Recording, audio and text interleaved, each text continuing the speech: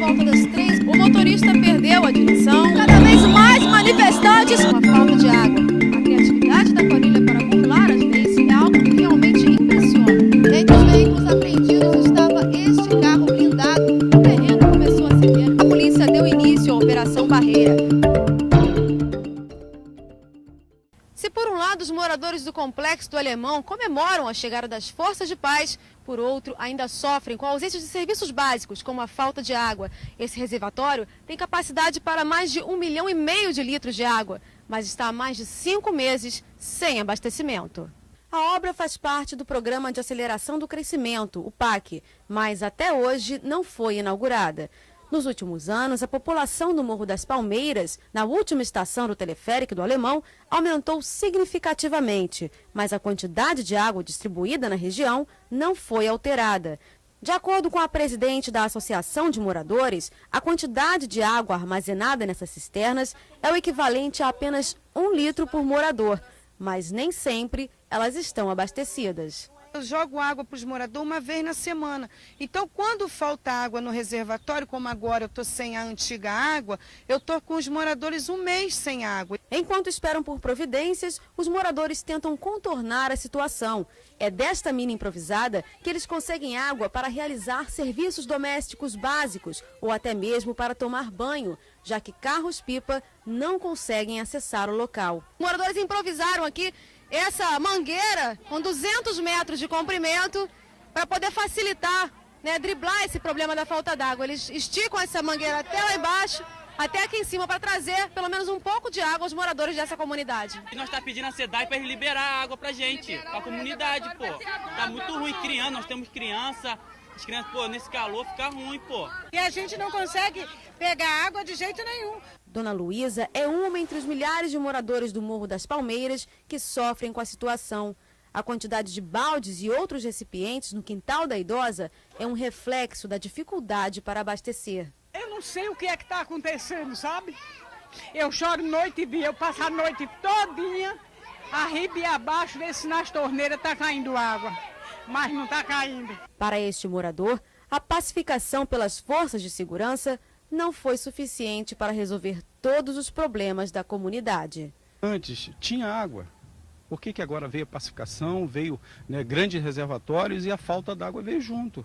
Então quer dizer, porque antes tinha água, por que agora não tem?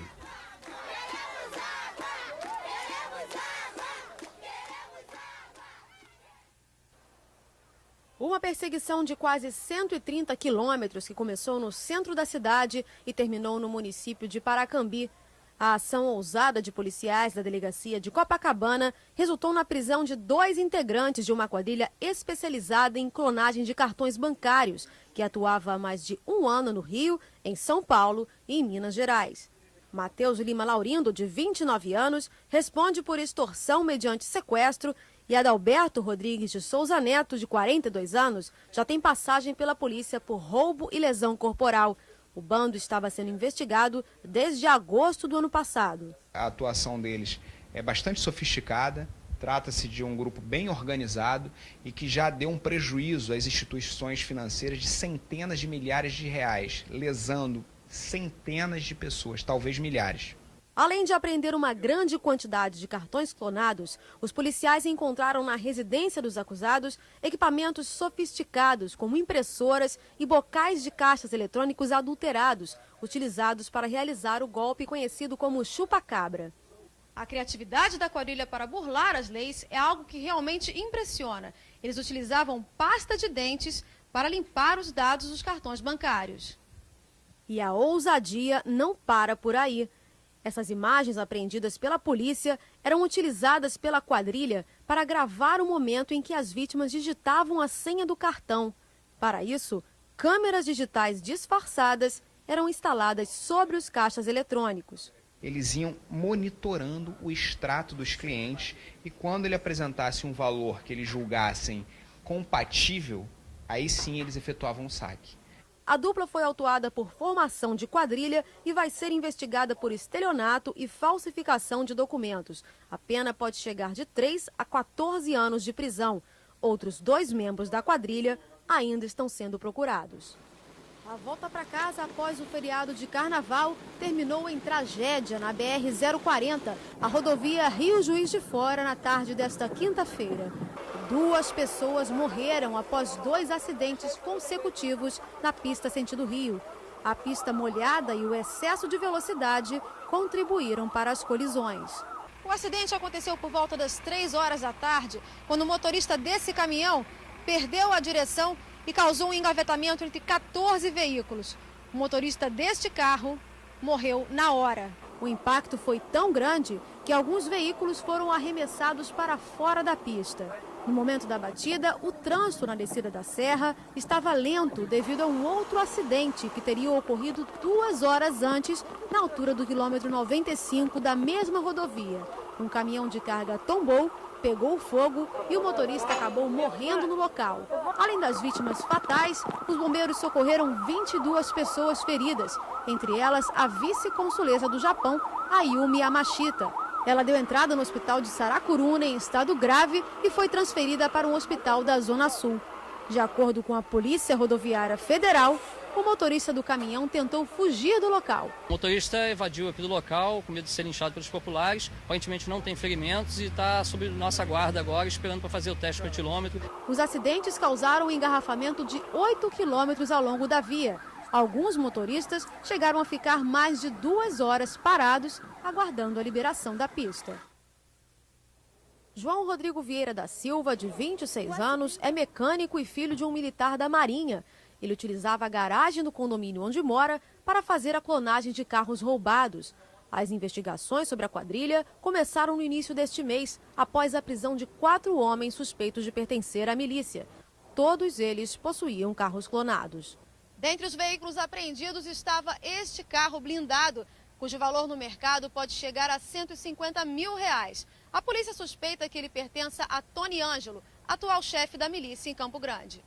Tony Ângelo assumiu a liderança do grupo conhecido como Liga da Justiça desde a prisão de Ricardo Teixeira da Cruz, o Batman, em maio de 2009. Além do veículo blindado utilizado pelo miliciano, a polícia apreendeu na garagem do acusado um caminhão utilizado por uma empresa de cigarros que havia sido roubado na Gávea há 2 semanas, além de outro carro de passeio e 2 motos. Policiais encontraram ainda documentos de carro falsificados, placas adulteradas e até lacres de segurança originais do Detran. João Rodrigo será investigado por receptação qualificada e adulteração de sinais de veículos. Se condenado, pode pegar até 8 anos de prisão. Guardas municipais tentaram controlar a multidão que tentava fechar a Avenida Feliciano Sodré, no centro de Teresópolis. Em poucos minutos, a frente da prefeitura ficou tomada de pessoas que exigiam a saída do atual prefeito Jorge Mário Sedlacek. Os manifestantes acusam o prefeito de ter desviado verbas destinadas à construção de casas para os desabrigados. É uma série de indícios de irregularidade, de contratações irregulares, de empresas estão sendo contratadas por dispensa de licitação depois dessa tragédia do dia 12 de janeiro. Durante a confusão, os populares chegaram a atirar pedras nas portas de entrada da Câmara Municipal. Policiais militares e a tropa de choque da Força Nacional armaram um esquema de segurança para conter a multidão. Com o passar das horas, cada vez mais manifestantes iam se acumulando no entorno da Prefeitura e da Câmara Municipal.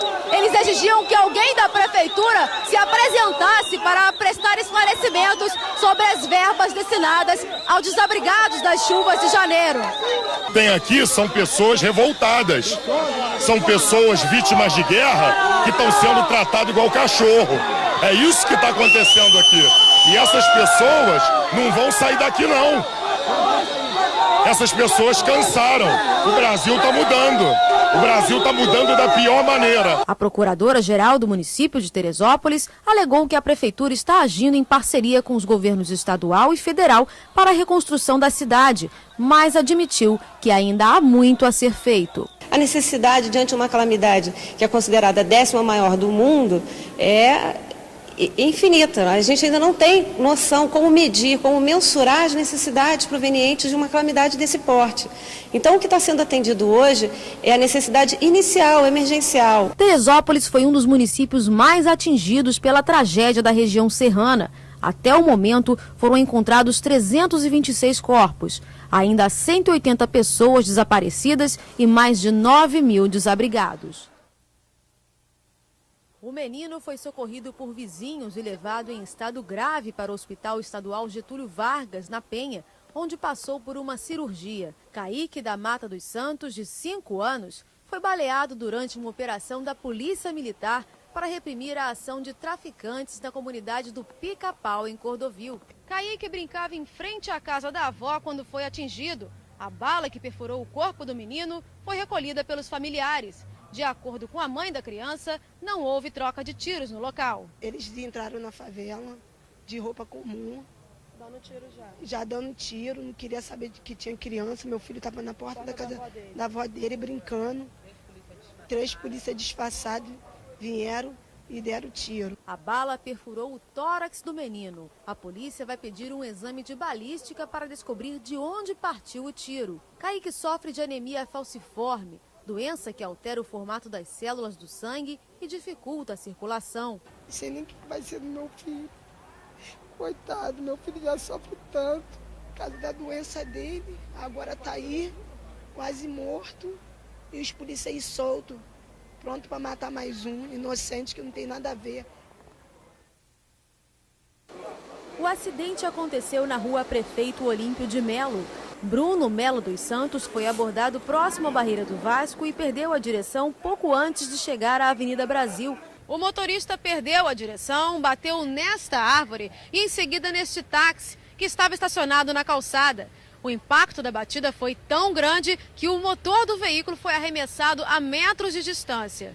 O suspeito escapou com ferimentos leves. Enquanto aguardava a chegada dos bombeiros, ele tentou se defender. Eu vi eles passando, eles mandaram parar, acho que foi isso, eu não lembro. De acordo com a polícia, o veículo teria sido roubado próximo à favela do Jacarezinho, poucas horas antes do acidente. O suspeito foi encaminhado para o Hospital Souza Aguiar, escoltado por policiais. O caso vai ser investigado pela Delegacia de Bom Sucesso. Um casarão à beira do precipício. Há 1 ano, um desabamento de terra no topo do Morro do Fogueteiro colocou em risco o imóvel que já funcionou como um centro cultural e hoje está abandonado. A apenas 300 metros daqui fica a entrada do túnel Rio Comprido, onde uma pedra atingiu e matou o catador de lixo Joaquim César da Silva, de 57 anos, na noite deste domingo. O terreno começou a ceder após as chuvas de abril do ano passado. Parte do muro que cercava o local e da estrutura metálica que sustentava o telhado desabaram. O chão está todo rachado, que tira o sono dos moradores da parte de baixo do morro. Quando está chovendo eu não durmo, eu fico olhando a água o tempo todo, eu não durmo, para dizer a verdade eu não durmo. Lourival mora logo abaixo do casarão em ruínas. Com o desmoronamento, a casa dele ficou cercada por este grande bloco de terra. Fez essa rombeira todinha que eles prometeram consertar, até hoje não vieram consertar, né, realmente, né? Toda vez que chove eu tenho que tirar minhas coisas da cozinha, botar em cima de mesa, de qualquer coisa, porque sempre entra água. Se eu tivesse condição, eu já tinha largado isso aqui, morado em outro lugar, mas eu não tenho condições mesmo. Eu peço um apelo porque não tem como eu ficar aqui. As blitz fazem parte da Operação Barreira da Polícia Civil.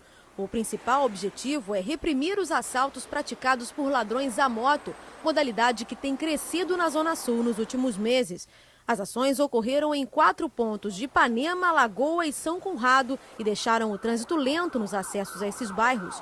Apesar do transtorno, a população apoiou a iniciativa. Sou motoqueiro, estou andando de moto, mas a grande maioria dos assaltos são feitos por motociclistas, né? E eles fiscalizando, acho que é uma ótima ajuda. O caso mais recente foi o do arquiteto Rômulo Tavares, de 33 anos, morto após reagir a um assalto na porta de casa, num dos pontos mais nobres de Ipanema, no início desse mês. Ele chegou a ser levado para o Hospital Miguel Couto, na Gávea, mas não resistiu aos ferimentos. 5 dias após a morte do arquiteto Rômulo Castro Tavares, aqui nesse ponto da Rua Prudente de Moraes, em Ipanema, a polícia deu início à Operação Barreira. A suspeita é de que a mesma quadrilha especializada em roubo de relógios de luxo aqui na Zona Sul possa estar envolvida com o assassinato. Rômulo estaria usando um relógio de grife no dia em que foi morto, o que reforça a suspeita de que o crime esteja relacionado com a quadrilha. A polícia agora tenta identificar os integrantes da chamada Gangue do Rolex, que, de acordo com investigações da delegacia do Leblon, seria responsável pela metade dos assaltos a pedestres registrados em agosto na Zona Sul. Isso é bom porque tá demais, aqui no Rio de Janeiro tá demais. Eu, por exemplo, esse ano foi uma vez, ano passado outra, então 2 vezes já assaltado. Eu acho bom, acho que pode melhorar muito.